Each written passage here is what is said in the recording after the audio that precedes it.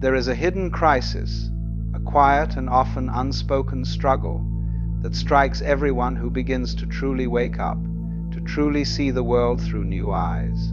And it will cost you, almost inevitably, almost every relationship you have ever held dear.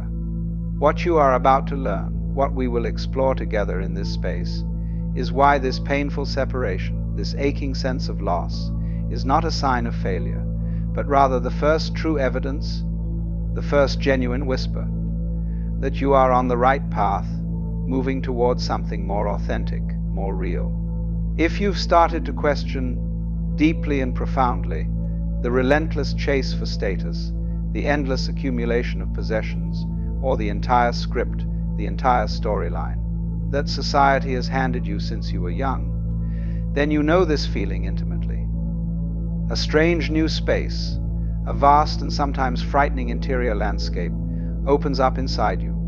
The goals that once drove your friends and your family, the ambitions that once fueled your days, suddenly feel hollow, like empty containers, echoing with a meaning that has long since vanished.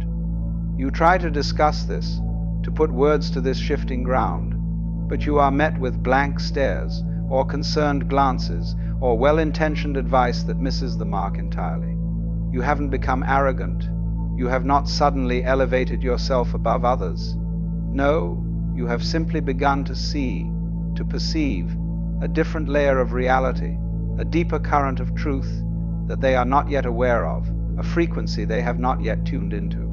And this emerging sight, this dawning awareness, creates a rift, a quiet chasm that is both deeply lonely and, as we will see, absolutely necessary for your very survival, for the survival of your true self. Think of it, for a moment, like a snake.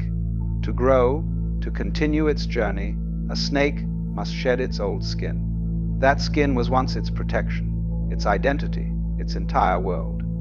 But now, in this new season of growth, it has become a prison, a constricting shell that limits its movement and its life. The creature must push through, must struggle against the tight, confining shell, emerging raw and new, and exposed to the elements, to the world.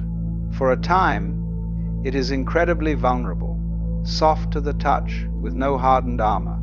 Yet, if it refused to shed, if it clung to the safety of the familiar, it would be constricted, unable to move forward, unable to grow, and would eventually die, trapped in a skin that was never meant to be permanent.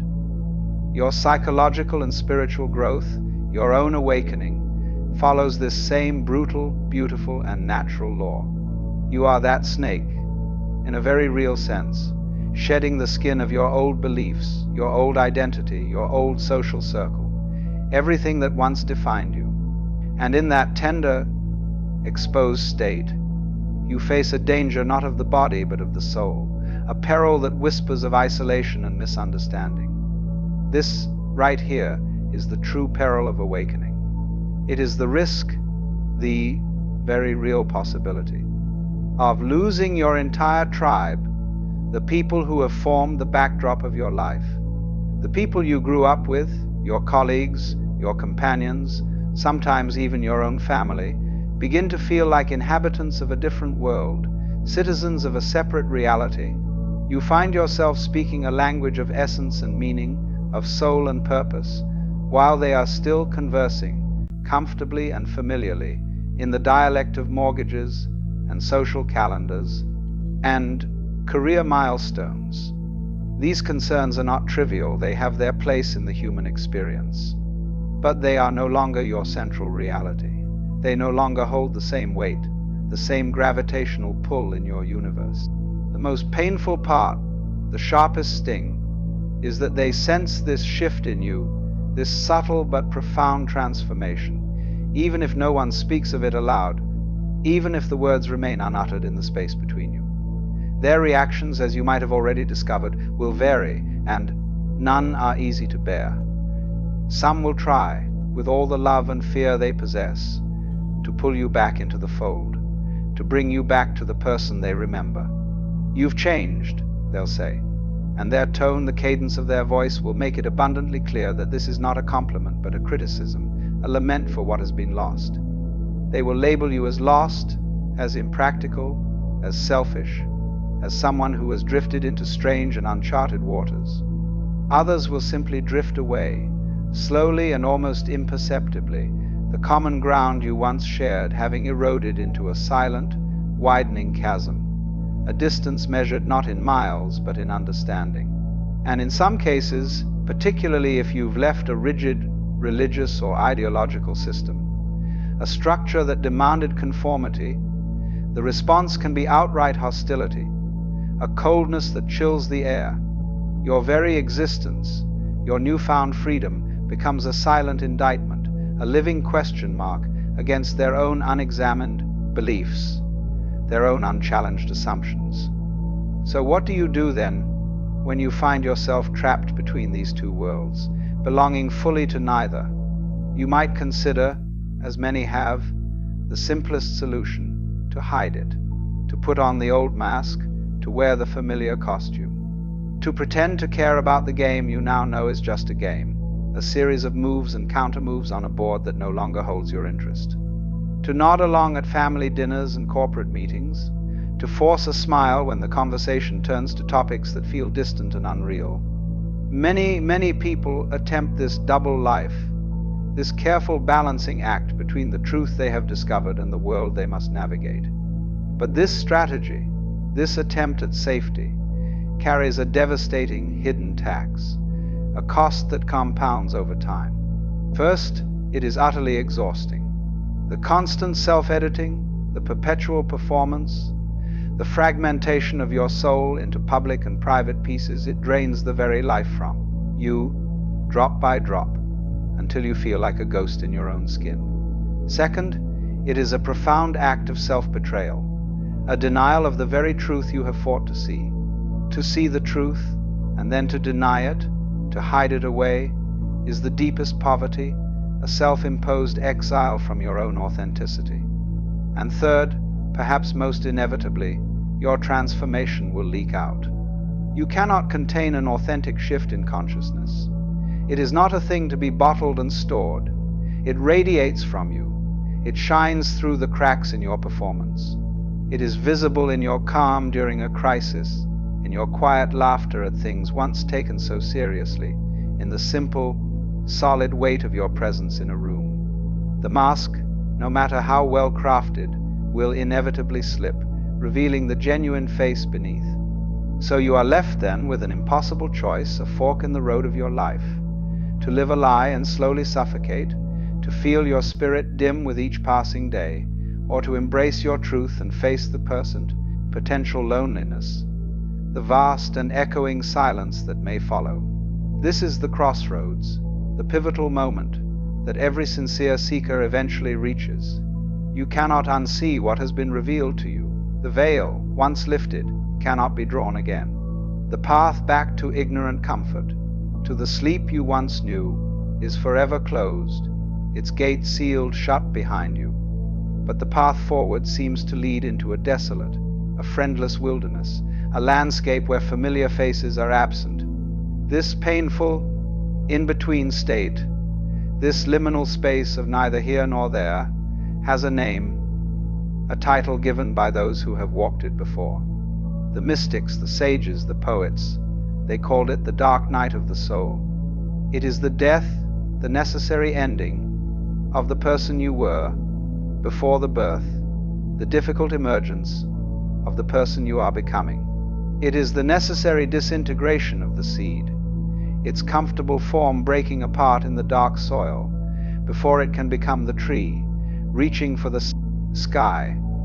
And in this space, in this darkness, you will question everything. You will wonder, with a heart full of doubt, was it worth it? Did I throw my entire life away, all that was familiar and safe, for a mere idea, a fleeting glimpse of something more? You must understand, you must hold on to this crucial point as an anchor in the storm. The loneliness you feel is not a sign you are lost. It is not evidence of a mistake. It is a sign you are found. It is the evidence, the proof, that you are courageously moving through the required stages of a genuine metamorphosis, a true transformation of being. Every mythological hero, in every culture and every story, had to leave the safety of the village, had to venture into the unknown, had to face dragons and demons alone before they could return with the treasure, the elixir of new life. You are on that same journey, your own hero's journey. The treasure you seek is your own sovereign self, your own authentic nature, no longer shaped by the demands of the crowd, no longer molded by external expectations. But can you truly claim that treasure? Can you truly wear the crown of your own life while still begging for the approval, for the nodding acceptance of the very crowd you've outgrown? This does not mean, and this is vitally important, that you should become spiritually arrogant, that you should look down from an imagined height upon those who don't get it, who are still asleep. That attitude, that posture of superiority is just another cage, another ego trap, a different kind of prison wearing the clothes of enlightenment. The true mark of growth, the genuine sign of depth, is grace. It is holding within your heart a compassionate understanding that everyone is on their own journey, operating from their own level of awareness, walking their own path at their own pace. You don't need to judge them. You don't need to fix them. You simply recognize with a gentle clarity that your paths have, for now, diverged, that you are walking in different directions under the same sky. Your growth, your journey toward authenticity, requires the fundamental courage to stand alone, to be the only one standing in your truth, even when the crowd has moved on. And then, often when you least expect it, a miracle occurs. A subtle shift happens. As you settle into this new, more authentic frequency, as you begin to vibrate with the truth of who you are, you will slowly, gradually begin to find your new tribe. They will appear, almost as if by magic, drawn to the same light that guides you. You will find them in a chance conversation with a stranger on a train, in a book that falls into your hands at exactly the right moment, in a new friend who speaks the language of the soul, the very language you thought was yours alone. These are your true spiritual family, your soul's kin, the ones who have also shed their skins, who have also faced the darkness, and who understand the landscape you now walk, its beauties and its perils. They don't need to be forced. They don't need to be convinced. They find you, they recognize you, when your sincerity is absolute, when your heart is truly open and ready. So, what is the practical path? How do you navigate this delicate terrain day by day? You walk the middle way, the path of balance and wisdom. You honor the old connections, the historical bonds, where love and authenticity can still flow, where a genuine connection remains possible. But you never, ever make yourself small to make others feel safe. You do not betray your own awakening. You do not silence your own soul to preserve a comfort that was always an illusion, a stability that was never truly solid. Sometimes, miraculously, your own courageous transformation, your own steady light, will become a beacon that inspires those around you to begin their own awakening, to ask their own first questions. But you cannot control this. You cannot force this outcome. Your only job, your primary responsibility, is to remain true, to be a living example, a walking testament to the depth and the truth you have discovered. The rest, those who cannot walk with you, you must release with love and gratitude for the role they played, for the lessons they taught, for the part they shared in your journey. The danger, let us be clear, is real. You may lose friends, dear friends whose voices you miss. You may strain family ties, creating tensions that ache in the quiet moments. You will almost certainly face periods of profound solitude, times when the silence feels heavy and the path seems long. But on the other side of that danger, on the far shore of that fear, is a freedom so profound, an authenticity so deep, that you will finally understand, in your bones and in your soul, the truth. You were not losing anything real. You were only shedding illusions, costumes, and false identities, layers that were never truly you.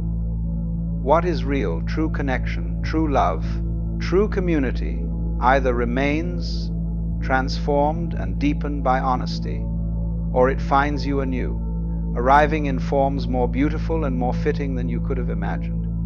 Your mission, should you choose to accept it, is to trust the process, to trust the intelligence of your own growth, the wisdom of your own journey, even as it leads you through the dark, through the uncertainty. The seed does not fear the soil's darkness, for it knows, in its silent wisdom, that is precisely where it must be to become the tree, to reach for the sun. If this message resonated with you, if it found a home within you, please support our community by liking this video and subscribing to Philosophy for the Brave Mind. Your engagement, your presence here, helps others find their way, helps to light the path for those who are still searching.